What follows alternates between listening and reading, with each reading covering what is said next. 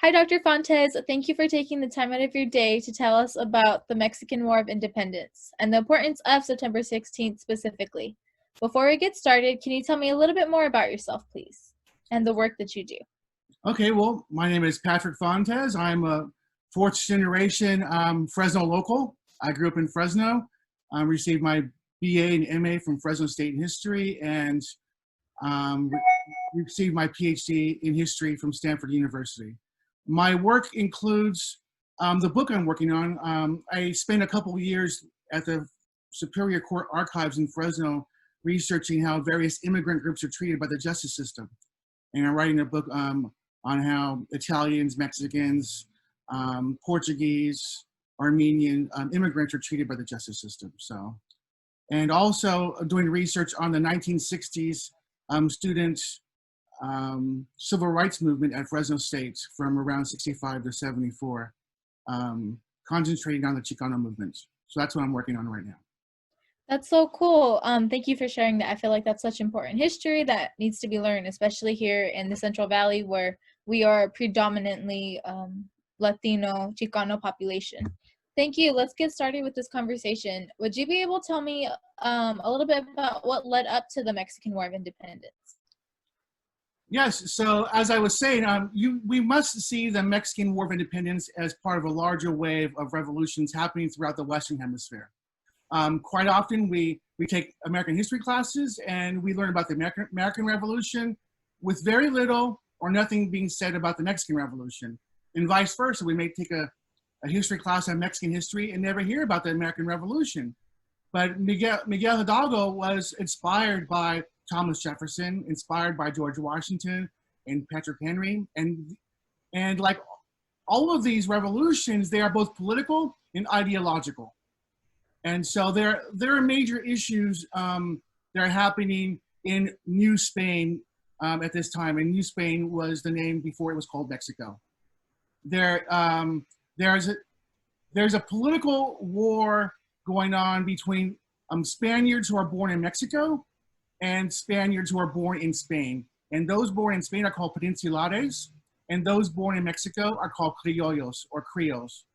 And Peninsulares are at the top of the hierarchy, and they have the top positions in the church and in government. They're paid higher salaries, and they have more power than those who are 100% Spanish blood, but born in Mexico. So someone can have parents born in Spain, but they're born in Mexico, and they have less political power than their parents. So over time, this becomes a problem to those Spanish born in Mexico. They want as much power as the Peninsulares. So that's one issue. Another issue is based in race. At the top of the food chain are Peninsulares and Criollos, and a great portion of Mexico, like it is today, are mestizo. They're mixed. And this great body of mestizos in Mexico has very little political power, and most of the land is concentrated in the hands of those who are Spanish, either Criollos or Peninsulares. So this is also a problem for the majority of Mexicans who don't have either political power. So as I said before, this great wave of revolutions throughout the Western Hemisphere are both political and ideological. And for Mexico, this means that there's a great portion of Mexicans who have neither political power or the power that comes from owning land. These are the great portion of mestizos. And these are the type of people that Miguel Hidalgo is addressing his cry for independence to. People who are landless, who have very little political power. This is different than the revolution that happens in America. The revolutionaries are wealthy elites. They have land, and most of them are slave owners, even though the cry for independence there also appeals to the common American. But in Mexico, it's a different type of racial mixture, and these people are seeking racial equality, they're seeking land reform, and they're seeking political power.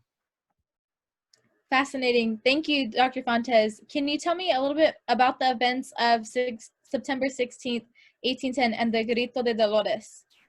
Yeah, so Hidalgo was a parish priest in the the town of Hidalgo in the Mexican state of Guerrero.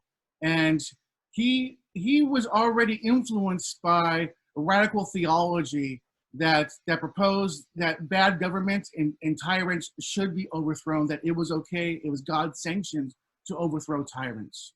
Sort of like what Patrick Henry and the American revolutionaries thought during the American Revolution, that tyrants should be overthrown. And in fact, that's Virginia's motto, right? Death to all tyrants. So he already has these beliefs, and he goes to church on this day, September 16th, 1810, and he preaches revolution to his parishioners. And in no time, he has 600 followers outside ready to engage in revolution, to overthrow the bad government, overthrow the Spanish. In fact, he says, "Long live the Virgin of Guadalupe, and death to all Spaniards." And this is a bloody call for revolution. It's different in many ways than what like Patrick Henry says. Patrick Henry calls for revolution, but Patrick Henry doesn't really say, "Let's kill all the British," and like, straight out. This is more akin to the Haitian Revolution, which is also a very bloody revolution, where they're calling for the death of the French overseers. And so this is a shock. I think this is a shock to the Spanish, the Criollos and Peninsulares in Mexico, who hear these words, he's calling for our deaths. So they hunt Hidalgo down, and he's very soon executed after this initial movement. He's executed along with his followers. Thank you for that. So overall, how did Mexico ultimately achieve this independence? Well, after the execution of Miguel Hidalgo and his followers, another parish priest took up the cause, Morelos, and he was soon captured and executed. And it seems that the radical movement was all pretty much died out. There were a few groups that were fighting the countryside, but then a liberal revolution happened in Spain, and the conservatives in Mexico were afraid, and so they took up the cause, along with the rebel fighter Guerrero, and Agustin Uribe and Guerrero fight the revolution and eventually overthrow Spain in 1821. So the revolution goes from 1810 to 1821, around 11 years, and finally 1821, it becomes Mexico, and it no longer is the New Spain. And New Spain, the colonial rule lasts essentially from the time of Cortez destroys the Aztec capital Tenochtitlan in 1521 all the way to 1821, right? So 300 years of colonial rule from Cortez to 1821. Wow, that's interesting. I didn't know, personally myself, I didn't know that it lasted that long. So that was great information. So can you also tell me a little bit how September 16th is celebrated in Mexico and throughout the world? Yeah, it's a great question. You know, I often tell my students, because when I received my PhD, I did both Latin American history and American history. I did 4 years of coursework to get a larger picture of the Western Hemisphere. And so when I think about Mexican history, in the back of my mind, there's a parallel timeline of American history going on, and vice versa, American history and a parallel timeline of Mexican history. And I often tell my students, the two most patriotic nations in the whole world are the United States and Mexico. You can go anywhere and see the American flag, right? You walk into a cafe, you walk into a bar, you go to the countryside, there's always the American flag, the side of a barn. Same thing in Mexico. You go everywhere in Mexico and there's Mexican flags. You walk into a cafe, there's a Mexican flag and a picture of Zapata and a picture of Pancho Villa. Everywhere you go in the countryside, there's a big flag, a Mexican flag.